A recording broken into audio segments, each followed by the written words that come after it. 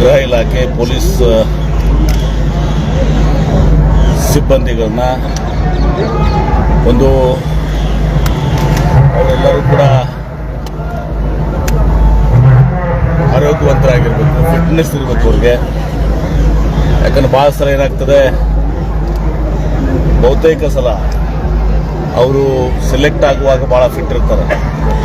ತದನಂತರ ಆ ಫಿಟ್ನೆಸ್ ಅವ್ರಿಗೂ ರಿಸೈಮ್ ಇವತ್ತು ಮುಂದುವರಿಯಂಗಿಲ್ಲ.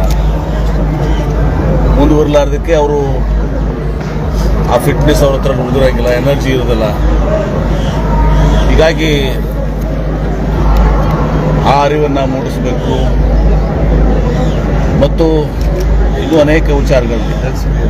ಡ್ರಗ್ಸ್ ಫ್ರೀ ಇವತ್ತು ಸಹ ವಾತಾವರಣ ಇವತ್ತು ಸಹ ನಮ್ಮ ರಾಜ್ಯದಲ್ಲಿ ಇರಬೇಕು. ಇದೆಲ್ಲರ ಒಂದು ಉದ್ದೇಶ ಬಿಟ್ಕೊಂಡು ಇದನ್ನು 5 ಕಿಲೋಮೀಟರ್ ರನ್ನನ್ನು ಇವತ್ತು ನಮ್ಮ ಜಿಲ್ಲಾಡಳಿತ, ಪೊಲೀಸ್ ವರಿಷ್ಠಾಧಿಕಾರಿಗಳು ಎರಡೂ ಕೂಡಿ ಅದನ್ನು ಸಹ ಆಯೋಜಿಸಿದ್ದಾರೆ. ಸುಮಾರು 3,500 ಜನಕ್ಕಿಂತ ಜಾಸ್ತಿ ಪೊಲೀಸ್ ಸಿಬ್ಬಂದಿಗಳು ಹಾಗೂ ಜನರಿಗೂ ಕೂಡ ಅದನ್ನು ಮುಖ್ಯವಾಗಿ ಬಿಟ್ಟಿದ್ದಾರೆ. ಎಲ್ಲರೂ ಇದರ ಭಾಗವಹಿಸಿದ್ದಾರೆ. ನಾನು ಹೇಳೋದಿಷ್ಟೇ, ಇದು ಕೇವಲ ಜಿಲ್ಲಾಧಿಕಾರಿಗಳಿಗೆ ಮತ್ತು ಪೊಲೀಸ್ ವರಿಷ್ಠಾಧಿಕಾರಿಗಳಿಗೆ ಕೇವಲ ಒಂದು ದಿನದ ಇದು ಆಗಬಾರ್ದು. ನಿರಂತರವಾಗಿ ಇವತ್ತು ನಮ್ಮ ಪೊಲೀಸ್ ಸಿಬ್ಬಂದಿಗೆ ಬೆಳಿಗ್ಗೆ ಎದ್ದ ಕೂಡಲೇ ಅವ್ರಿಗೆ ಒಂದು ಗಂಟೆ 45 ನಿಮಿಷ 1 ಗಂಟೆ ಅವ್ರಿಗೆ ಫಿಟ್ನೆಸ್ಗೆ ಒತ್ತನ್ನು ಕೊಡಬೇಕು.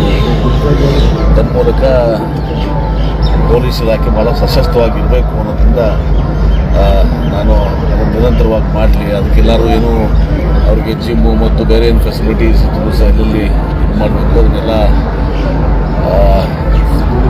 ಇಲಾಖೆಗಳಿಂದ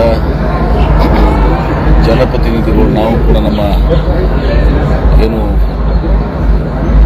MLA ನಡೆಸಿದ್ದಾವೆ ಅದರಲ್ಲಿ ಕೊಡೋ ಮೂಲಕ it should be a continuous process, not one day. ಸುಮ್ಮನೆ ನಾವು ಇವತ್ತು ಓಡಿ ಬಿಟ್ಬಿಟ್ರೆ ನಂತರ ಆಗ್ತದೆ. ನಿರಂತರವಾಗಿ ಅದನ್ನು ಅವರು ಇದನ್ನು ಇದು ಮಾಡುವಂಥದ್ದು ಆಗ್ತದೆ. ನನ್ನ ಕಾಲಿಗೆ ಗೊತ್ತಲ್ಲ, ಹೀಗಾಗಿ ಇನ್ನೊಂದು 6 ತಿಂಗಳು ಹೋಗಲಿ, ನಾನು ಪ್ರಾಕ್ಟೀಸ್ ಮಾಡತ್ತೀನಿ. ನೆಕ್ಸ್ಟ್ ಮ್ಯಾರಥಾನ್ಗೆ 5 ಕಿಲೋಮೀಟರ್.